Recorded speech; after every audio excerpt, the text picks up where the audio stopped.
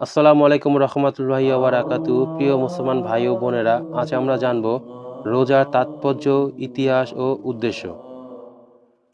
বছরে বিভিন্ন সময় রোজা রাখলেও কেবল রমজান মাসে রোজা পালন করা ফরজ।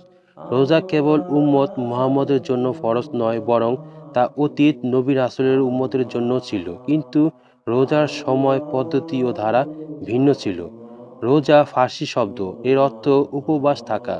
কোরআন হাদিসে এটিকে সিয়াম বলে। রোজা শব্দটি প্রচলিত সাওম বা সিয়াম শব্দের অর্থ বিরত থাকা। শরীয়তে পরিভাষায় সুবহে সাদিক থেকে সূর্যাস্ত পর্যন্ত খাওয়া, পানাহার ও স্ত্রী সহবাস থেকে বিরত থাকাকে সাওম বা সিয়াম বা রোজা বলে।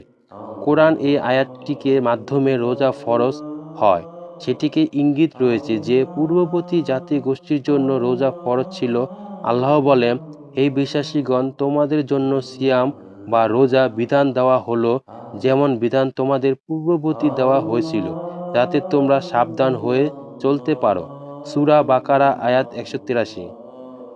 আদম আলাহিসাল্লাম এর সময় আয়ামে বীজ বা প্রতি চন্দ্র মাসে 13, 14 ও 15 তারিখ রোজা রাখতে হতো।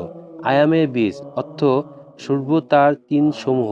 আদম আলাহিসাল্লাম, হাওয়া আলাহিসাল্লাম জান্নাতে থাকাকালে নিষিদ্ধ ফল খেয়ে ফেলার তাদের গায়ের রং কালো হয়ে যায়। তাই ফেরেশতারা তাদের জন্য ক্ষমা প্রার্থনা করেন এবং তারাও তওবা করেন, ফলে তাদের গায়ের রং সাদা ও সুন্দর হয়। এরপর আল্লাহ আদম আলাহিসাল্লাম ও তার উম্মতকে প্রতি মাসে 3টি করে রোজা রাখার নির্দেশ দেন। ইবনে আব্বাস আলাইহিসসালাম বলেন, মহানবী সাল্লাল্লাহু আলাইহি সাল্লাম আয়ামে বীজের সিয়াম পালন করতেন। নূহ আলাইহিসসালাম এর যুগেও রোজা পালন করা হতো। মহানবী সাল্লাল্লাহু আলাইহি সাল্লাম বলেন, নূহ আলাইহিসসালাম ঈদুল ফিতর ও ঈদুল আজহা ছাড়া গোটা বছর রোজা রাখতেন। মহানবী সাল্লাল্লাহু আলাইহি সাল্লাম আরও বলেন, নূহ আলাইহিসসালাম এর যুগ থেকে প্রতি মাসে 3টি করে রোজা ছিল। মূসা আলাইহিসসালাম এর উম্মতের জন্য আশুরা রোজা ফরজ ছিল।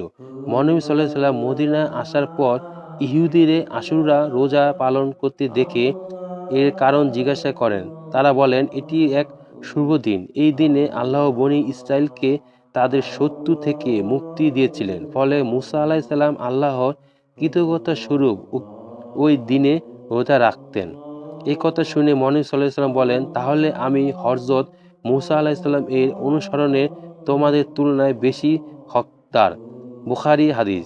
এরপর মহানবী সাল্লাল্লাহু আলাইহি সাল্লাম আশুরা রোজা রাখেন এবং সাহাবীদের রোজা রাখার নির্দেশ দেন। এরপর রমজানের রোজা ফরজ হলে আশুরা রোজা নফল হয়ে পরিণত হয়।